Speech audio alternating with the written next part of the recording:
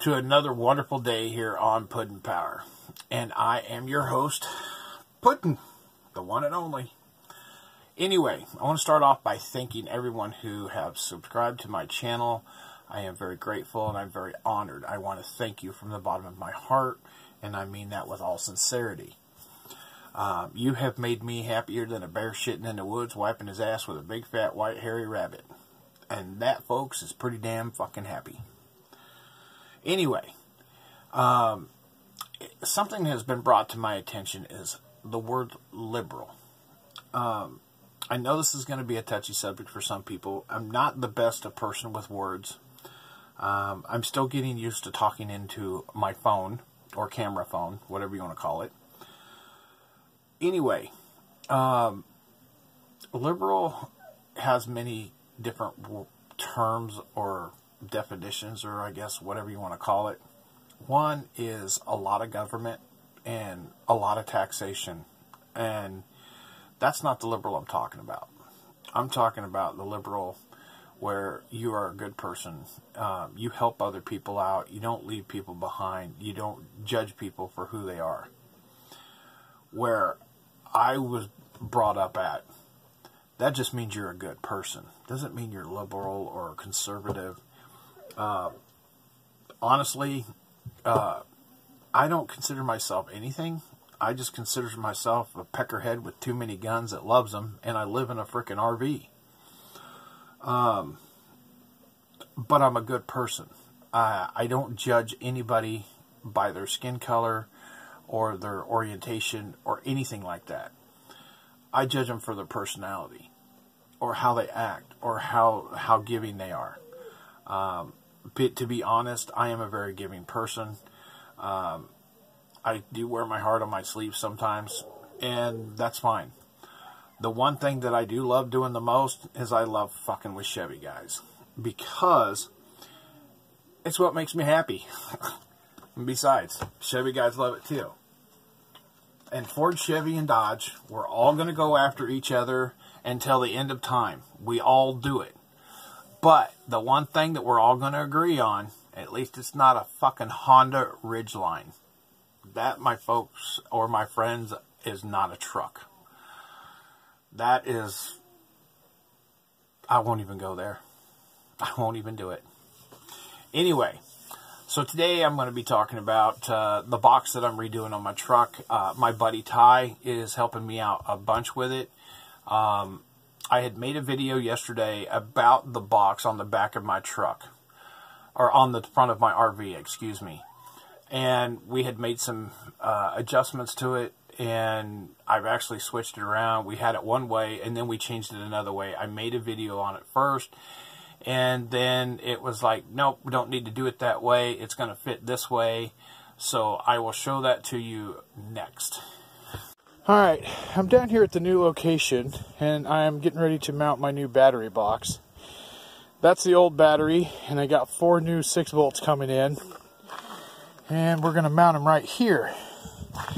The problem is I had to take off the identification code or the VIN number for the RV, and now I have to remount it on the RV somewhere, either on that rod or that frame, across here or across here.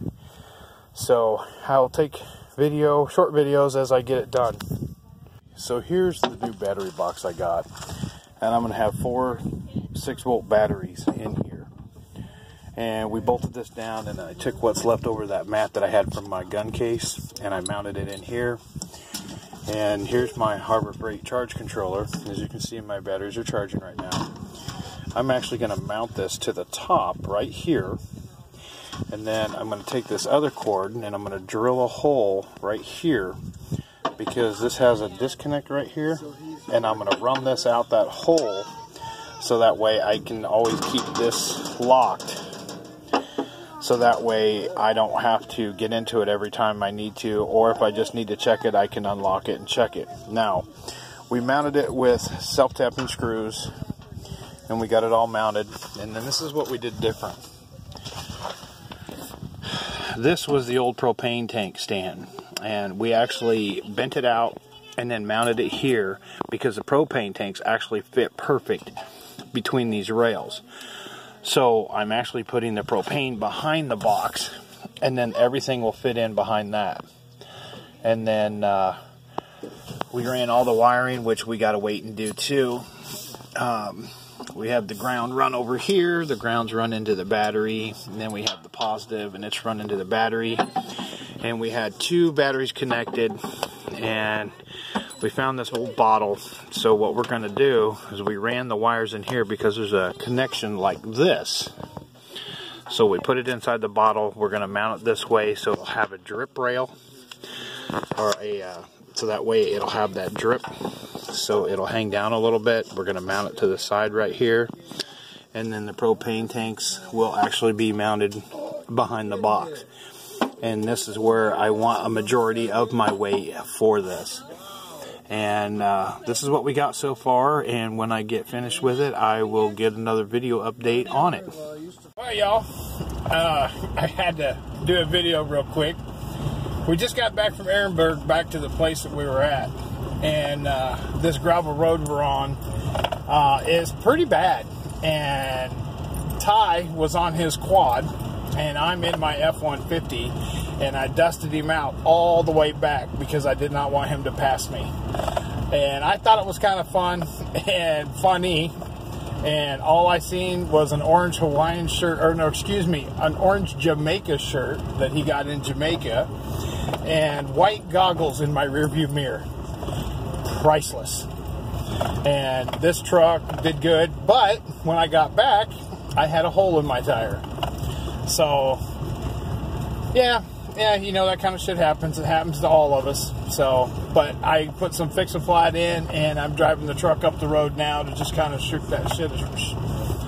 the shit around a little bit. And but I thought I'd share that. I thought it was quite funny. I had a smile from ear to ear and laughing the entire way back. It was awesome.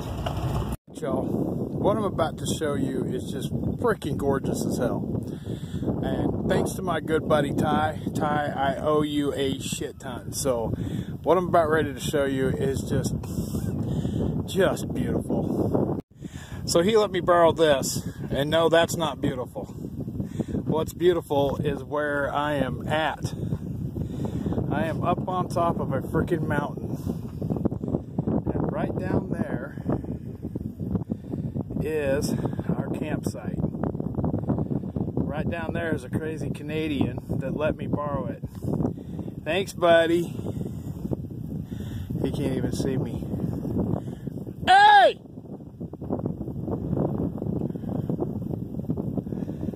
See him waving? It's kind of bad. This camera kind of sucks, but that's where we're at.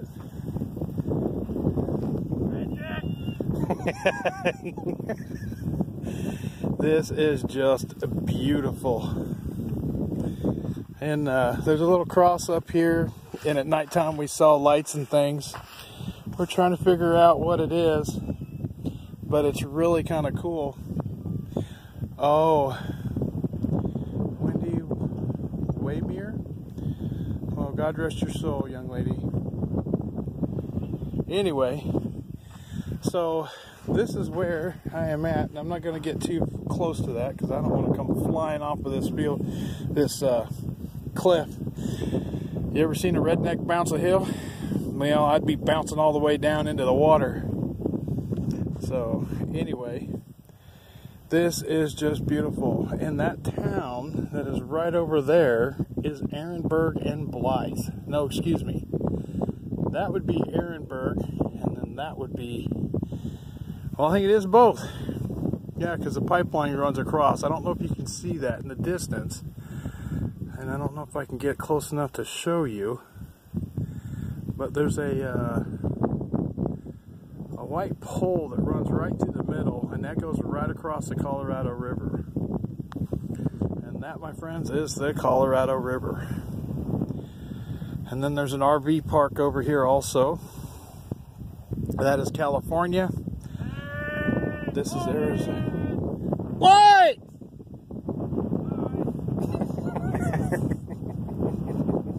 Back where I was at before was I just came down this road, drove through there, and there's a little crest that you kind of go over the hill. So I'm pretty much up on, I don't want to say mountains, but I want to say some big dunes, but they're gravel dunes. And this is my view from here all the way around, and it is just freaking gorgeous. The mountains out in the distance are just beautiful.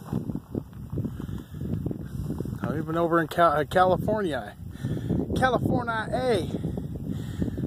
The mountains even look pretty over there, believe it or not.